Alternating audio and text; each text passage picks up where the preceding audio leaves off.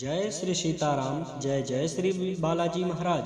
प्रिय भक्तों, आज का यह वीडियो पूरा सुनने के बाद 24 घंटे के अंदर प्रभु जी की कृपा से आपका बुरा से बुरा समय अच्छे समय में बदल जाएगा। साथ ही बड़ी से बड़ी इच्छा व मनोकामना पूरी हो जाएगी।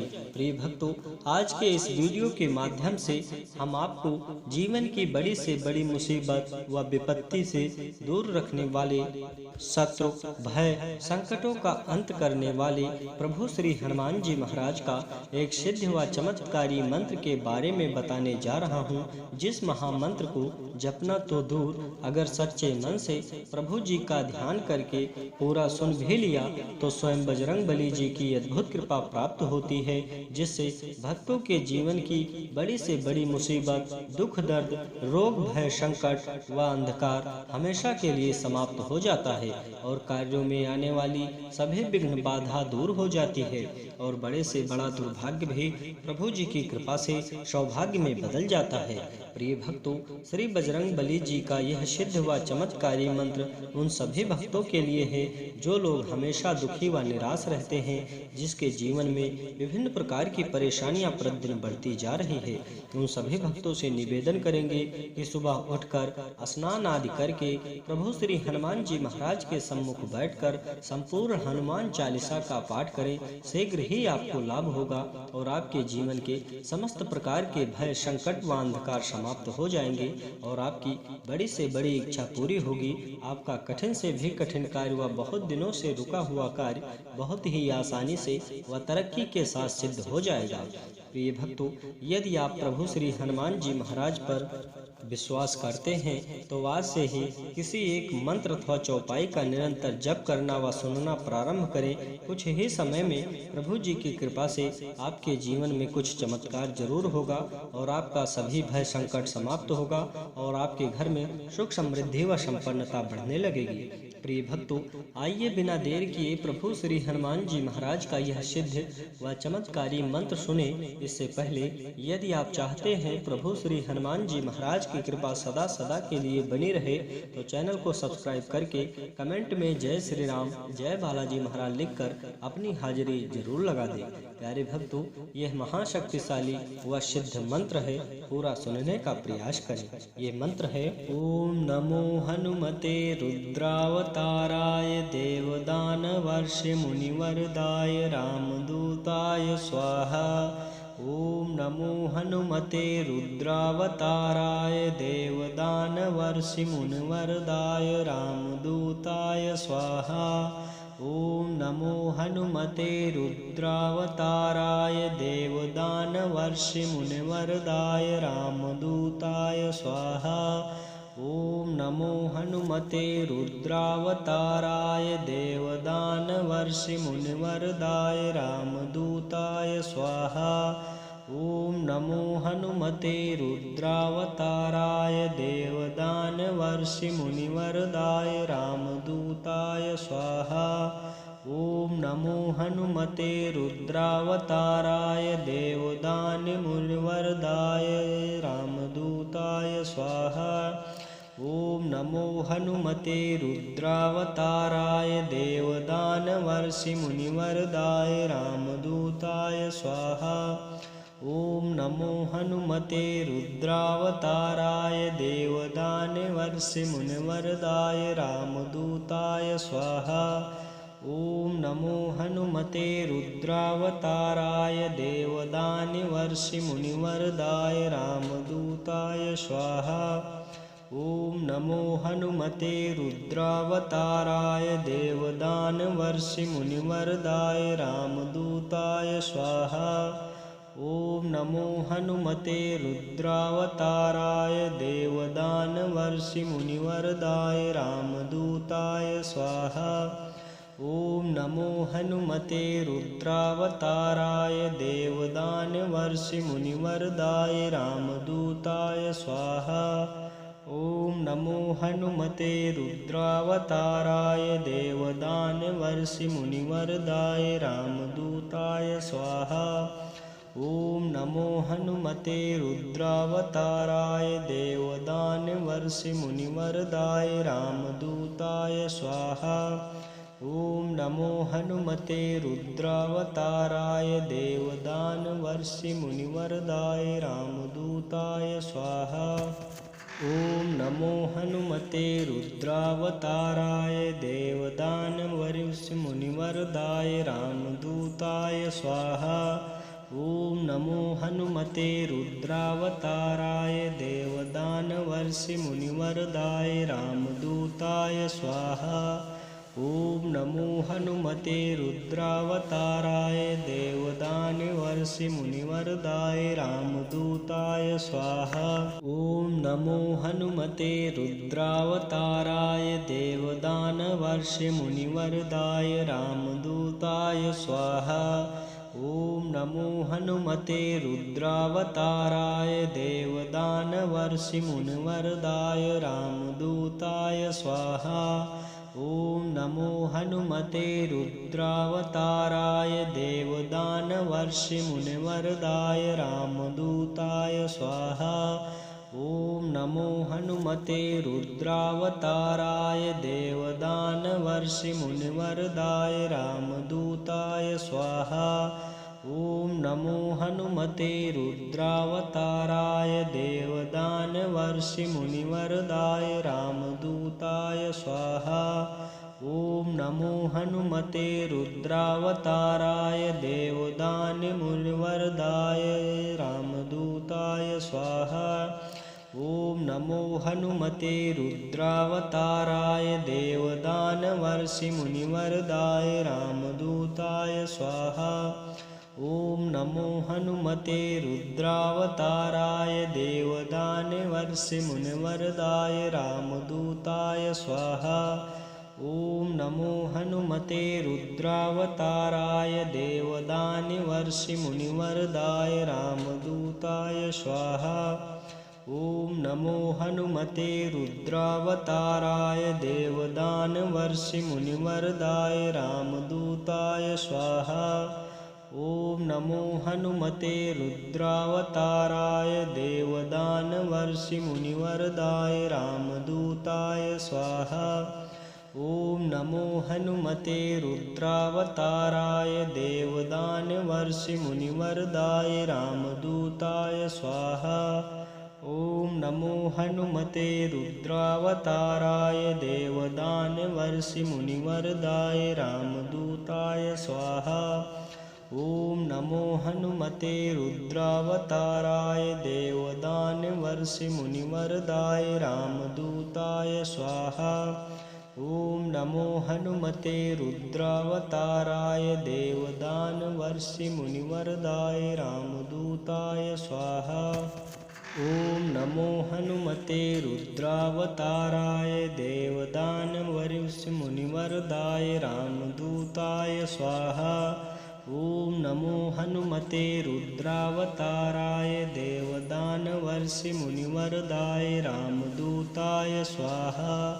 ॐ नमो हनुमते रुद्रावताराय देवदानवर्षिमुनिवरदाय रामदूताय स्वाहा। ॐ नमो हनुमते रुद्रावताराय देवदानवर्षिमुनिवरदाय रामदूताय स्वाहा।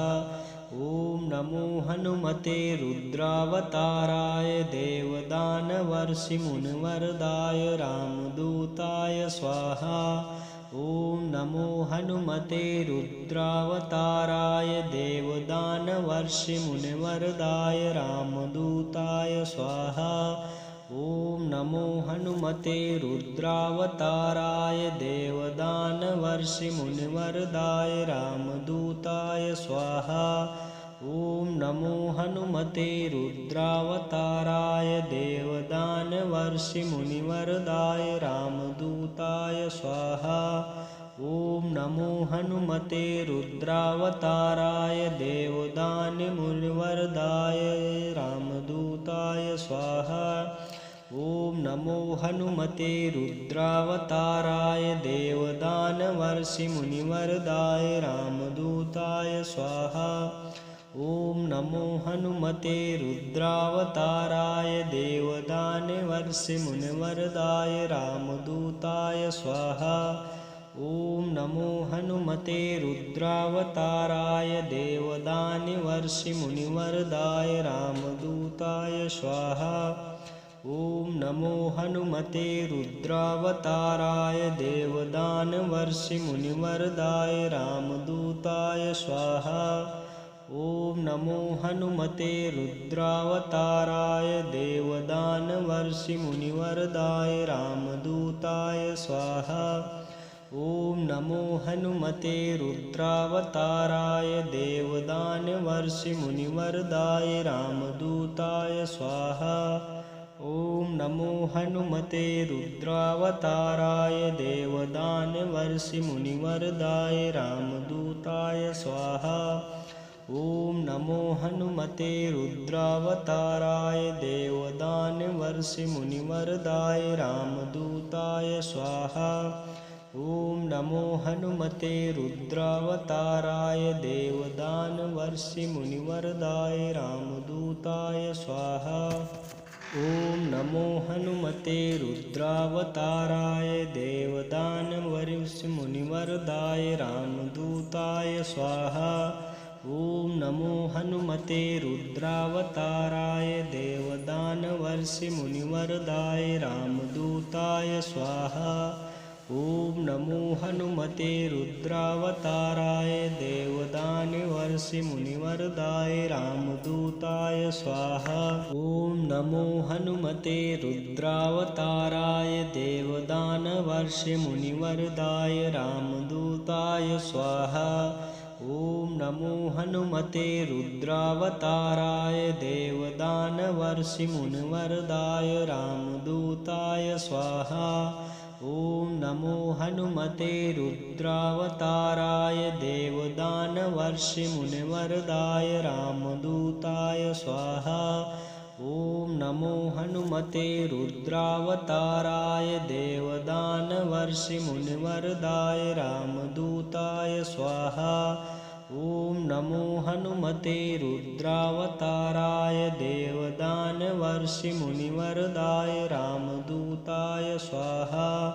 ॐ नमो हनुमते रुद्रावताराय देवदानवर्षिमुनिवरदाय रामदूताय स्वाहा। ॐ नमो हनुमते रुद्रावताराय देवदानवर्षिमुनिवरदाय रामदूताय स्वाहा। ॐ नमो हनुमते रुद्रावताराय देवदानवर्षिमुनिवरदाय रामदूताय स्वाहा। ॐ नमो हनुमते रुद्रावताराय देवदानवर्षिमुनिवरदाय रामदूताय स्वाहा। ॐ नमो हनुमते रुद्रावताराय देवदानवर्षिमुनिवरदाय रामदूताय स्वाहा। ॐ नमो हनुमते रुद्रावताराय देवदानवर्षिमुनिवरदाय रामदूताय स्वाहा। ॐ नमो हनुमते रुद्रावताराय देवदानवर्षिमुनिवरदाय रामदूताय स्वाहा। ॐ नमो हनुमते रुद्रावताराय देवदानवर्षिमुनिवरदाय रामदूताय स्वाहा। ॐ नमो हनुमते रुद्रावताराय देवदानवर्षिमुनिवरदाय रामदूताय स्वाहा। ॐ नमो हनुमते रुद्रावताराय देवदानवर्षिमुनिवरदाय रामदूताय स्वाहा। ॐ नमो हनुमते रुद्रावताराय देवदानवर्षिमुनिवरदाय रामदूताय स्वाहा। ॐ नमो हनुमते रुद्रावताराय देवदानवर्षिमुनिवरदाय रामदूताय स्वाहा।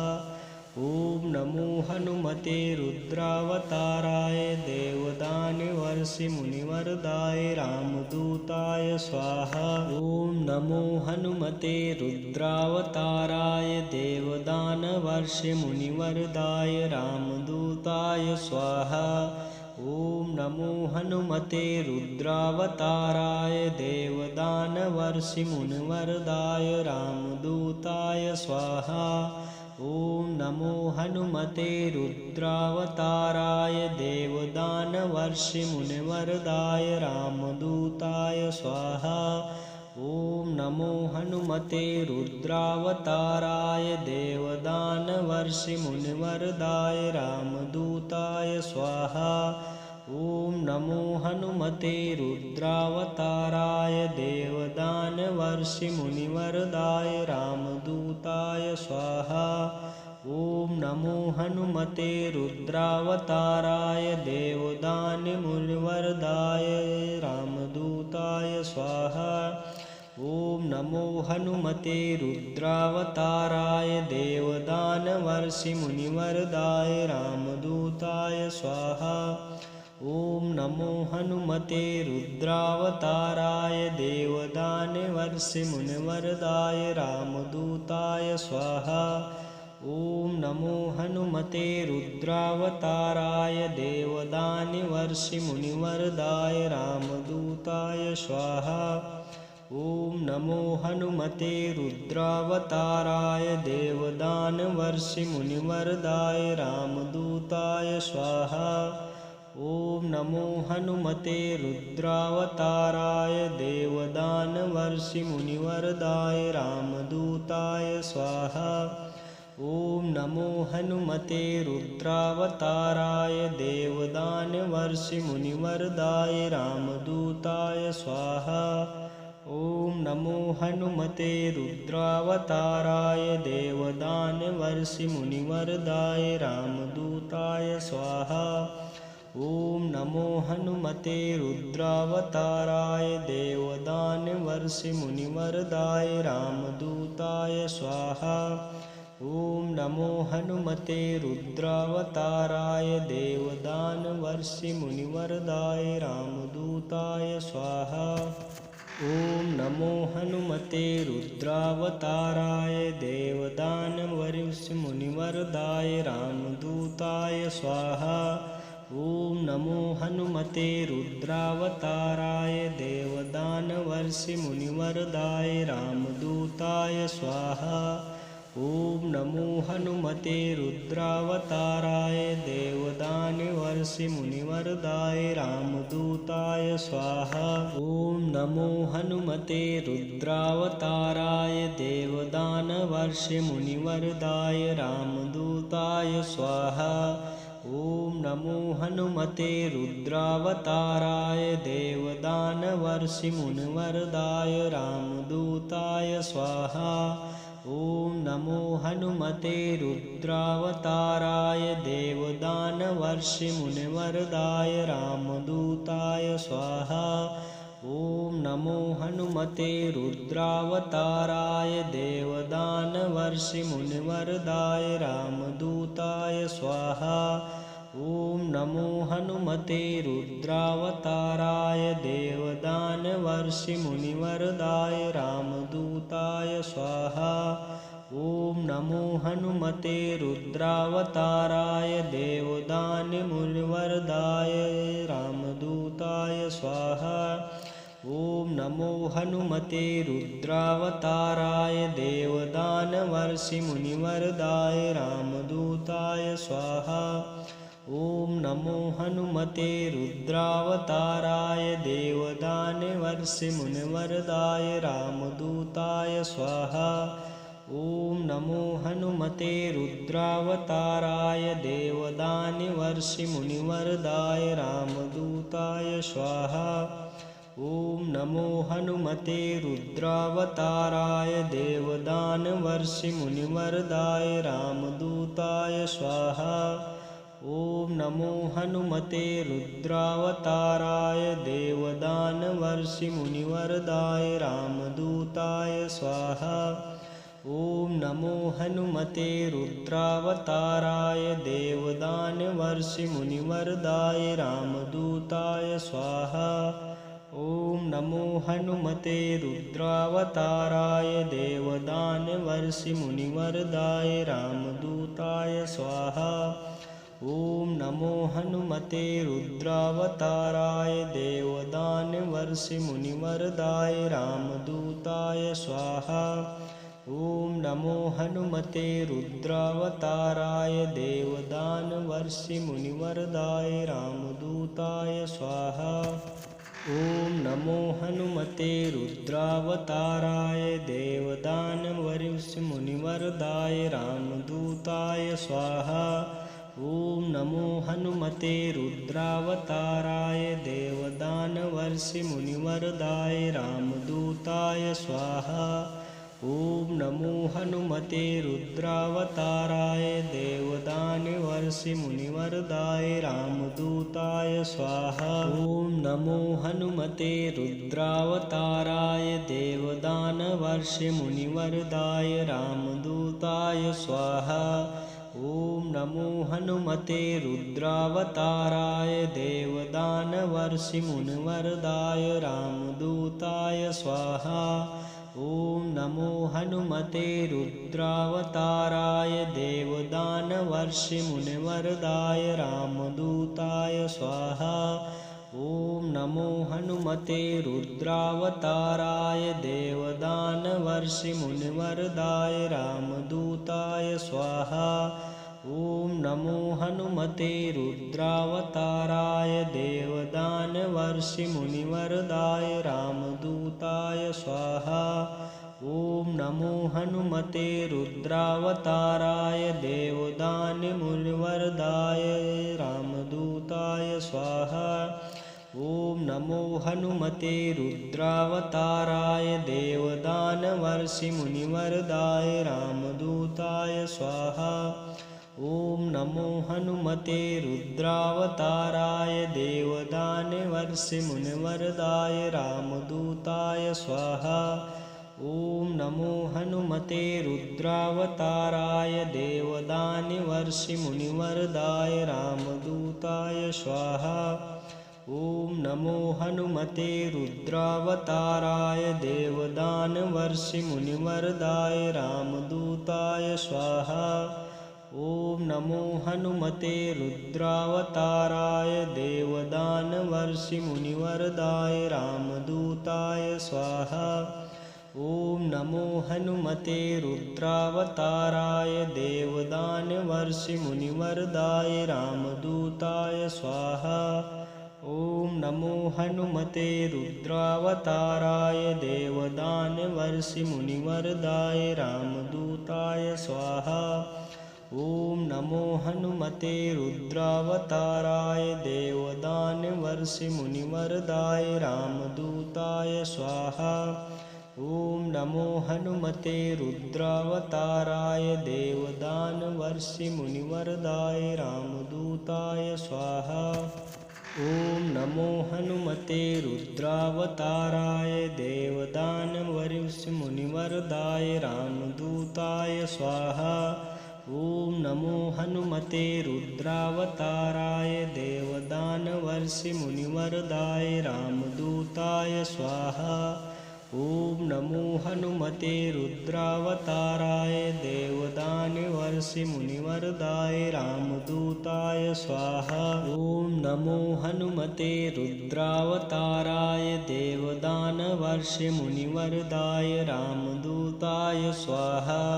ॐ नमो हनुमते रुद्रावताराय देवदानवर्षिमुनिवरदाय रामदूताय स्वाहा। ॐ नमो हनुमते रुद्रावताराय देवदानवर्षिमुनिवरदाय रामदूताय स्वाहा। ॐ नमो हनुमते रुद्रावताराय देवदानवर्षिमुनिवरदाय रामदूताय स्वाहा। ॐ नमो हनुमते रुद्रावताराय देवदानवर्षिमुनिवरदाय रामदूताय स्वाहा। ॐ नमो हनुमते रुद्रावताराय देवदानवर्षिमुनिवरदाय रामदूताय स्वाहा। ॐ नमो हनुमते रुद्रावताराय देवदानवर्षिमुनिवरदाय रामदूताय स्वाहा। ॐ नमो हनुमते रुद्रावताराय देवदानवर्षिमुनिवरदाय रामदूताय स्वाहा। ॐ नमो हनुमते रुद्रावताराय देवदानवर्षिमुनिवरदाय रामदूताय स्वाहा। ॐ नमो हनुमते रुद्रावताराय देवदानवर्षिमुनिवरदाय रामदूताय स्वाहा। ॐ नमो हनुमते रुद्रावताराय देवदानवर्षिमुनिवरदाय रामदूताय स्वाहा। ॐ नमो हनुमते रुद्रावताराय देवदानवर्षिमुनिवरदाय रामदूताय स्वाहा।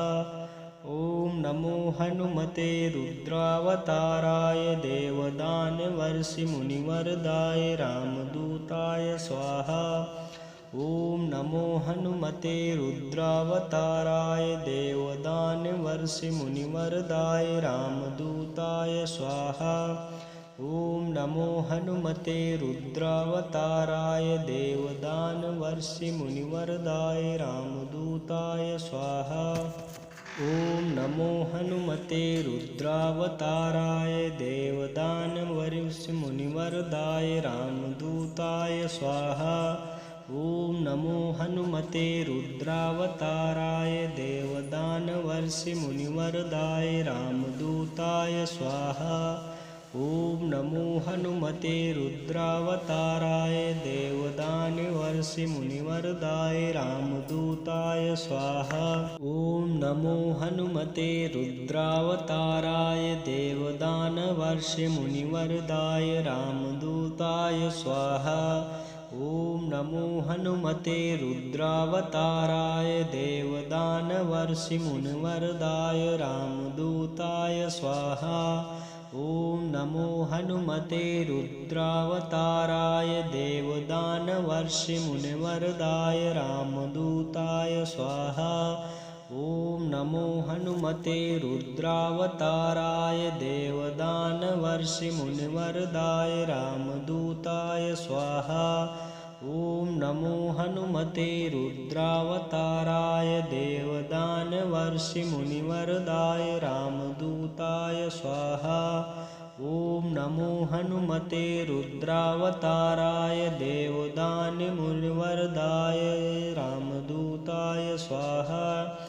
ॐ नमो हनुमते रुद्रावताराय देवदानवर्षिमुनिवरदाय रामदूताय स्वाहा।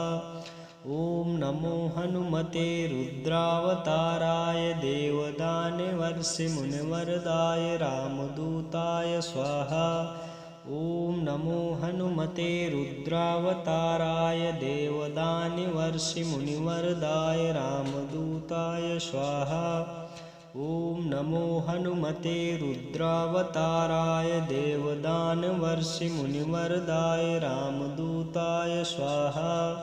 ॐ नमो हनुमते रुद्रावताराय देवदानवर्षिमुनिवरदाय रामदूताय स्वाहा।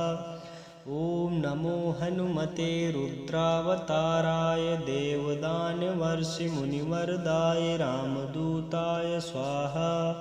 ॐ नमो हनुमते रुद्रावताराय देवदानवर्षिमुनिवरदाय रामदूताय स्वाहा। ॐ नमो हनुमते रुद्रावताराय देवदानवर्षिमुनिवरदाय रामदूताय स्वाहा। ॐ नमो हनुमते रुद्रावताराय देवदानवर्षिमुनिवरदाय रामदूताय स्वाहा। ॐ नमो हनुमते रुद्रावताराय देवदानवर्षिमुनिवरदाय रामदूताय स्वाहा। ॐ नमो हनुमते रुद्रावताराय देवदानवर्षिमुनिवरदाय रामदूताय स्वाहा। ॐ नमो हनुमते रुद्रावताराय देवदानवर्षिमुनिवरदाय रामदूताय स्वाहा। ॐ नमो हनुमते रुद्रावताराय देवदानवर्षिमुनिवरदाय रामदूताय स्वाहा। ॐ नमो हनुमते रुद्रावताराय देवदानवर्षिमुनिवरदाय रामदूताय स्वाहा। ॐ नमो हनुमते रुद्रावताराय देवदानवर्षिमुनिवरदाय रामदूताय स्वाहा। ॐ नमो हनुमते रुद्रावताराय देवदानवर्षिमुनिवरदाय रामदूताय स्वाहा। ॐ नमो हनुमते रुद्रावताराय देवदानवर्षिमुनिवरदाय रामदूताय स्वाहा। ॐ नमो हनुमते रुद्रावताराय देवदानमुनिवरदाय रामदूताय स्वाहा। ॐ नमो हनुमते रुद्रावताराय देवदानवर्षिमुनिवरदाय रामदूताय स्वाहा। ॐ नमो हनुमते रुद्रावताराय देवदानवर्षिमुनिवरदाय रामदूताय स्वाहा। ॐ नमो हनुमते रुद्रावताराय देवदानवर्षिमुनिवरदाय रामदूताय स्वाहा। ॐ नमो हनुमते रुद्रावताराय देवदानवर्षिमुनिवरदाय रामदूताय स्वाहा। ॐ नमो हनुमते रुद्रावताराय देवदानवर्षिमुनिवरदाय रामदूताय स्वाहा। ॐ नमो हनुमते रुद्रावताराय देवदानवर्षिमुनिवरदाय रामदूताय स्वाहा। ॐ नमो हनुमते रुद्रावताराय देवदानवर्षिमुनिवरदाय रामदूताय स्वाहा। ॐ नमो हनुमते रुद्रावताराय देवदानवर्षिमुनिवरदाय रामदूताय स्वाहा। ॐ नमो हनुमते रुद्रावताराय देवदानवर्षिमुनिवरदाय रामदूताय स्वाहा।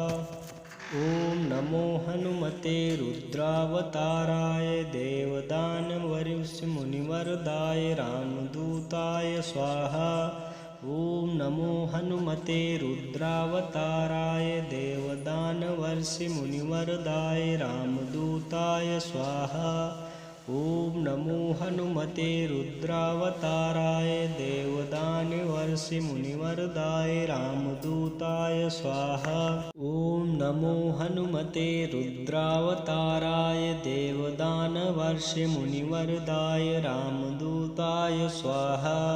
ॐ नमो हनुमते रुद्रावताराय देवदानवर्षिमुनिवरदाय रामदूताय स्वाहा। ॐ नमो हनुमते रुद्रावताराय देवदानवर्षिमुनिवरदाय रामदूताय स्वाहा। ॐ नमो हनुमते रुद्रावताराय देवदानवर्षिमुनिवरदाय रामदूताय स्वाहा। ॐ नमो हनुमते रुद्रावताराय देवदानवर्षिमुनिवरदाय रामदूताय स्वाहा। ॐ नमो हनुमते रुद्रावताराय देवदानमुनिवरदाय रामदूताय स्वाहा। ॐ नमो हनुमते रुद्रावताराय देवदानवर्षिमुनिवरदाय रामदूताय स्वाहा। ॐ नमो हनुमते रुद्रावताराय देवदानवर्षिमुनिवरदाय रामदूताय स्वाहा। ॐ नमो हनुमते रुद्रावताराय देवदानवर्षिमुनिवरदाय रामदूताय स्वाहा। ॐ नमो हनुमते रुद्रावताराय देवदानवर्षिमुनिवरदाय रामदूताय स्वाहा। ॐ नमो हनुमते रुद्रावताराय देवदानवर्षिमुनिवरदाय रामदूताय स्वाहा। ॐ नमो हनुमते रुद्रावताराय देवदानवर्षिमुनिवरदाय रामदूताय स्वाहा। ॐ नमो हनुमते रुद्रावताराय देवदानवर्षिमुनिवरदाय रामदूताय स्वाहा। ॐ नमो हनुमते रुद्रावताराय देवदानवर्षिमुनिवरदाय रामदूताय स्वाहा। ॐ नमो हनुमते रुद्रावताराय देवदानवर्षिमुनिवरदाय रामदूताय स्वाहा। ॐ नमो हनुमते रुद्रावताराय देवदानवर्षिमुनिवरदाय रामदूताय स्वाहा। ॐ नमो हनुमते रुद्रावताराय देवदानवर्षिमुनिवरदाय रामदूताय स्वाहा।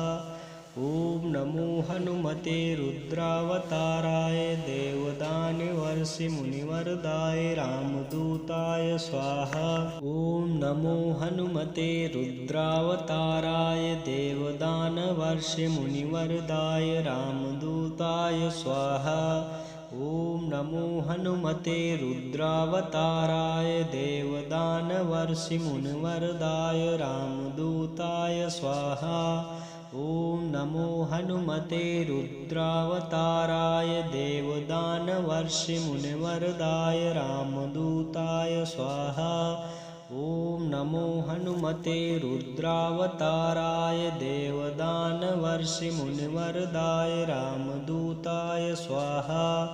ॐ नमो हनुमते रुद्रावताराय देवदानवर्षिमुनिवरदाय रामदूताय स्वाहा।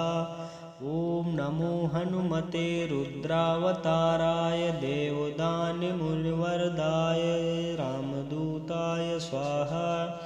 ॐ नमो हनुमते रुद्रावताराय देवदानवर्षिमुनिवरदाय रामदूताय स्वाहा। ॐ नमो हनुमते रुद्रावताराय देव